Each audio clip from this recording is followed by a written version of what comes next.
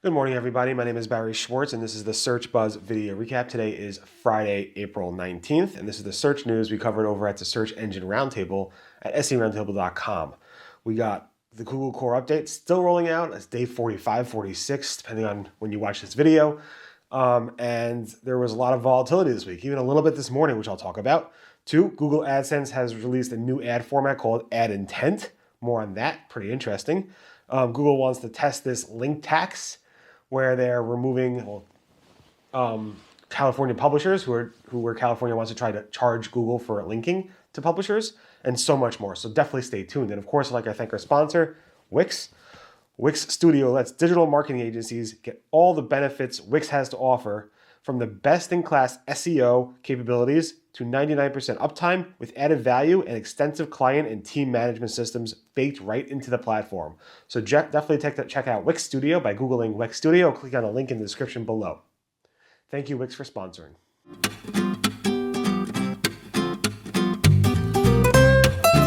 So like I said, the Google Core update, the March 2024 Core update is still rolling out. We're on day 45 or so right now, day 46 or so.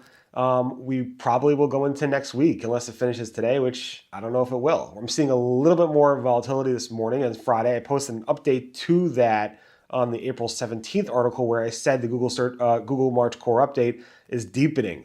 There's a lot of sites that are showing even more tracking where they were, meaning if they were going down, they saw more downwards trends. If they were going up, they saw more upwards trends. But some people this morning are saying they're showing some recoveries from whatever they saw earlier with this core update.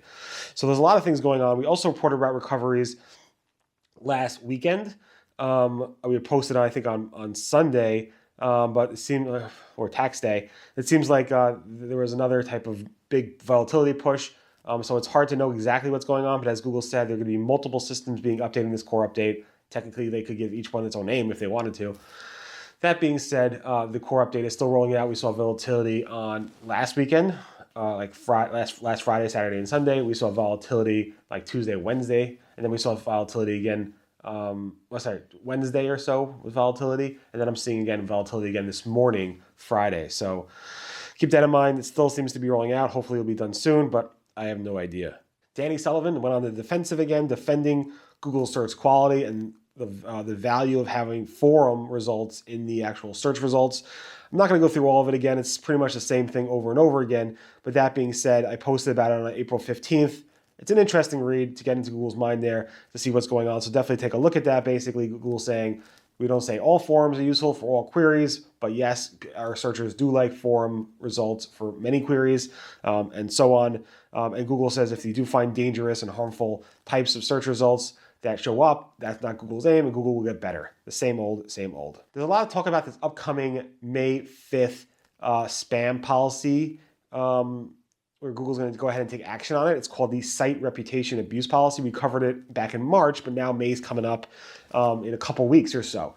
And people are getting ready for this Site Reputation Abuse Policy, which is basically around hosted third-party content, where you take your content, put it on a site that's ranking really well, and try to benefit off of their reputation.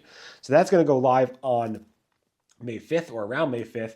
And Lily Ray asked Danny Sullivan, is this going to be just manual actions or is it going to be algorithmic? And he said both. Yeah, generally, Google fights all these spam policies using both methods, both manual actions, where a human will review a website or websites and then issue manual actions in bulk or individually. Two, also through algorithms. Google have different various algorithms that go ahead and find these site reputation abuse policy issues and go ahead and handle them then. So that's May 5th. Prepare for that. We had other spam updates that finished weeks ago that started on March 5th. So we'll see how this one fares when it goes out on May 5th. So a couple weeks ago, The Verge published an article around the best printer, trying to rank for the best printer. And basically, the whole article goes on through mocking Google, saying it's been a while since we updated our best printer story. We used to rank very well for best printer. So I'm going to go ahead and update it because that's what Google's algorithms want me to do. And then they posted a bunch of content about how Google's algorithms stink and they're not ranking really great stuff. And then it went on to say, here's some AI content we generated using AI about this printer and why it makes it the best printer. And ultimately, yes, they use that printer. I actually have that printer right over there, if you can see it right over here. It's a great printer. A little loud, but it's a very good printer. I've been having Brotli printers forever. So it is a great printer. That being said, they ranked number 2 shortly out, number 1 and then number 2, and it keeps going down a little bit since the story came out. It was just funny to see. People like the story, which is John Mueller said. People just found it interesting, and that's why it's ranking well. So that's how Google responded, not in a bad way, not in a negative way, just that people were linking to it, and people liked it, and it was a good story. So Google ranked it well. On the Google Search Console news, Google announced that they have a new section called Unused Ownership Tokens, basically a way for you to validate those who have ownership rights of your properties in Google Search Console should have ownership properties or not. So sometimes you hire SEOs and then they go away, or you gave somebody access for a little bit and you forgot you gave them access. Now you can actually look to see what are the unused tokens and then remove them. You should do this with every platform you give access to, but Google's doing this now for Search Console. Google said that the indexing API may work for unsupported content, but it may go away overnight unexpectedly. We covered this many, many times where John Mueller said that using the Google indexing API for anything other than job postings and live events is not the purpose of that. It's like it's made for job postings and live events, broadcasting event schema. And if you're using it for anything other than that, it should not work. If it does work, it will stop working. And we've seen people actually say, yeah, they've used it, it worked for a little bit, and it stopped working. But Gary, on the latest SEO Office Hours video from Google, said, yeah, it may work for a little bit, but it will stop working, and don't be surprised if it does stop working. So keep that in mind. Google also said that it's unlikely that your search rankings will drop just because you have 2 or more websites. Somebody asked, I think this is more related to if you have a website that got hit by a spam update, and it's verified in Google Search Console. If you have other properties in Google Search Console that are yours, will that affect other properties? But John Mueller said no, it's unlikely that will affect other properties because a lot of people have several websites, not just 2, and they're doing fine. That being said, if you're spamming across many profiles, Google did say in the past that it could look at all your Search Console profiles, look at them all quickly, and just see what you're spamming with and what you're not. So that's just common sense.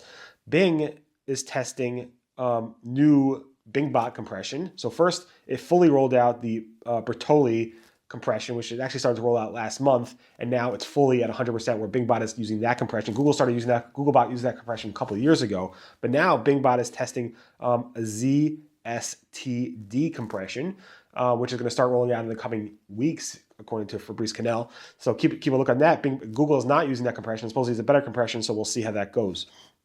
Google Search is testing thumbs up and thumbs down buttons for product results in the product grid. We saw them testing this in this like style recommendation thing for a while, and that went live, but now Google's actually testing it in the product grid. This is spotted by Brotli Clark. Here's a screenshot of that.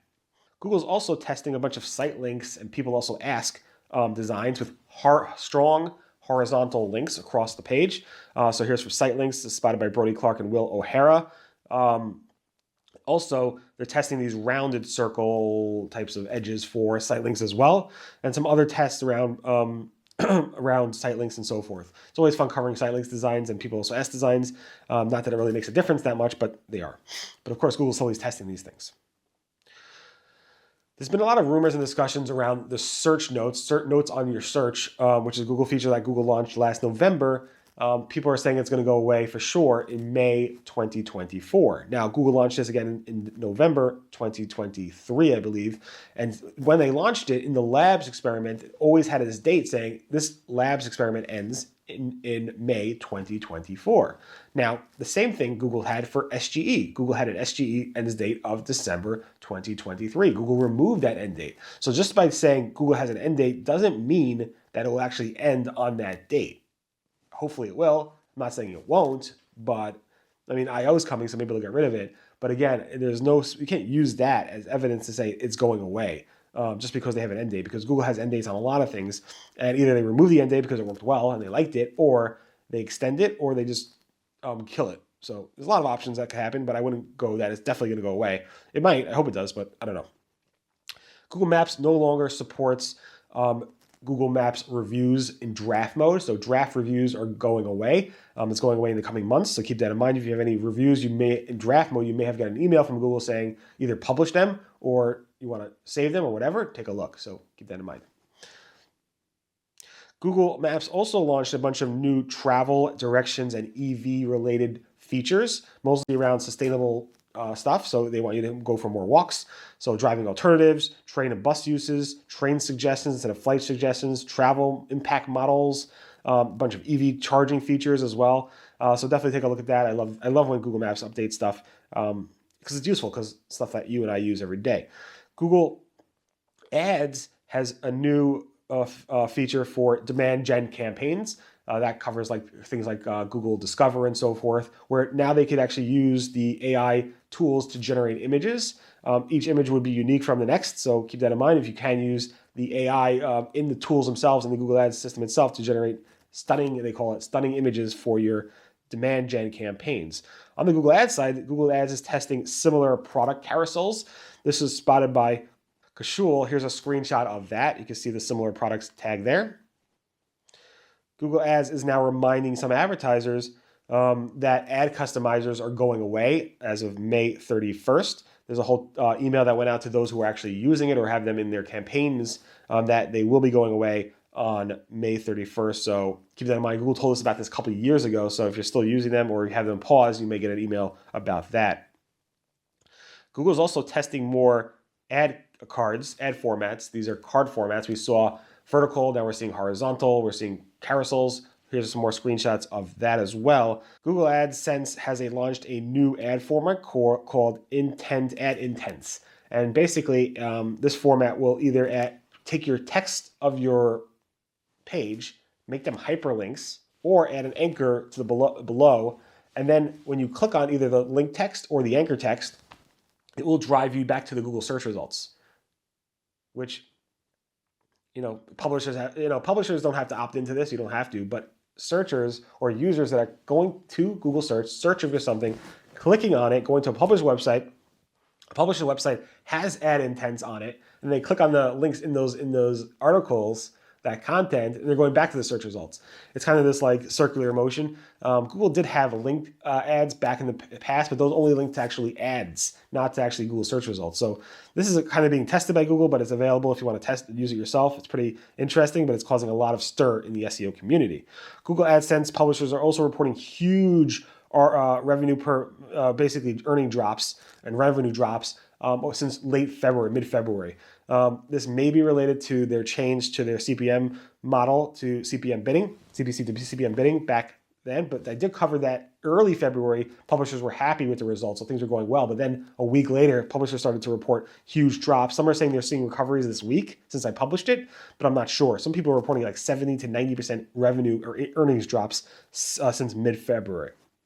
And then finally, Google is threatening California over their new proposed bill to charge Google a link tax, where Google will, if Google shows a link to a publisher, it will charge them just for showing that link to the publisher a certain amount of dollars. And Google's like, we'll just remove you guys, like they did in Canada, like they did in Spain, like they did in other countries.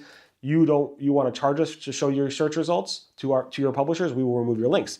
And Google's threatening California with that. And they're also pause all news-oriented investments in California. Pretty interesting. Again, Google's done this numerous times. Generally, the country who tested this goes back and brings back those search results and doesn't have some type of link tax, but we will see how this goes for California and how it goes for Google. Google's testing this on a small number of people. If you do see it, let me know. In any event, thanks so much for listening to the Search Buzz video recap. My name again is Barry Schwartz. This is the search news we covered over the Search Engine Roundtable at seroundtable.com over the past week. Thank you so much, Wix, and check out Wix Studio for more information. Have a good day. Be safe. Speak to you guys later. Bye.